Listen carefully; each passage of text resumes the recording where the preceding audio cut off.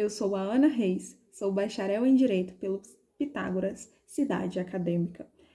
O presente artigo ele consiste no tema de exploração comercial e sexual de crianças e adolescentes, conhecido também como a ESCCA. A exploração sexual de crianças e adolescentes é um crime previsto em lei, no artigo 228 do Código Penal Brasileiro, onde diz que se induzir ou atrair alguém à prostituição ou a qualquer outra forma de exploração, a pena é de 2 a 5 anos em reclusão. Se for alguém da família, pai, mãe, responsável ou alguém que deveria cuidar daquela criança, a pena sobe de 3 a 8 anos em reclusão. Com o emprego de tortura, lesão corporal grave, ameaça, mas para fins lucrativos também, de 4 a 8, mais multa. O presente artigo ele consiste em uma revisão crítica de natureza descritiva, discursiva, onde o objetivo principal desse artigo é alertar pais, mães, responsáveis ou pessoas que cuidem de crianças e adolescentes sobre os vários aspectos onde há exploração sexual ou não.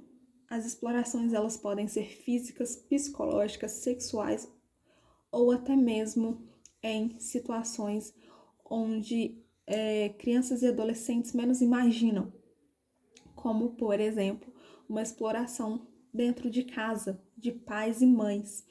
A exploração de crianças dentro de casa não precisa ser sexualmente falando, mas a exploração de criança ter que fazer tudo para o pai, para a mãe, e se não fizer apanhar ou ser torturada, ficar sem comer, isso é um alerta para a gente. No Brasil, são notificados 500 mil casos, uma base em média de 1.369 por dia de exploração de crianças e adolescentes, sexualmente falando. Um dado que nos coloca como no ranking mundial de 2º lugar, um lugar onde o Brasil não deveria estar. Nossas crianças e adolescentes perdem a pureza, tanto na fase de criança como na fase de adolescente. Isso fere os direitos humanos, fere de uma gravidade que nós não podemos imaginar. Crianças e adolescentes, elas perdem o direito delas de ter uma vida sexual plena, de ter uma vida mentalmente plena. Eles perdem a infância deles, porque um agressor que pode estar dentro de casa ou não, na escola, ou alguém que conheça essas crianças e adolescentes, cometem esse ato.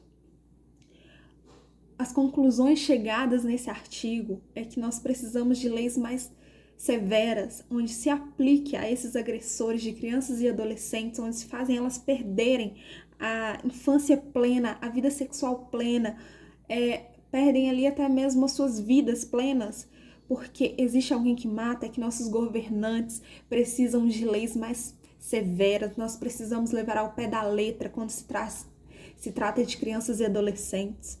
Nós precisamos, a conclusão desse artigo é marcar que nós precisamos de leis que mudem de verdade, porque a lei do artigo penal aqui brasileiro, trazida, a 228, ela em si é aplicável, mas não é severa. Uma criança ficar com aquele agressor só 5 anos presa e ter o risco de encontrar ele um dia na rua e aquela mesma agressão na vida adulta dela acontecer é muito grande. Nós precisamos de leis severas para esse tipo de agressão. Nós precisamos que esse agressor fique muito tempo preso em reclusão. Nós não podemos mais aceitar que crianças e adolescentes sejam explorados sexualmente sem amparo na lei, sem saber que aquele agressor ele vai ficar por muitos tempos na cadeia.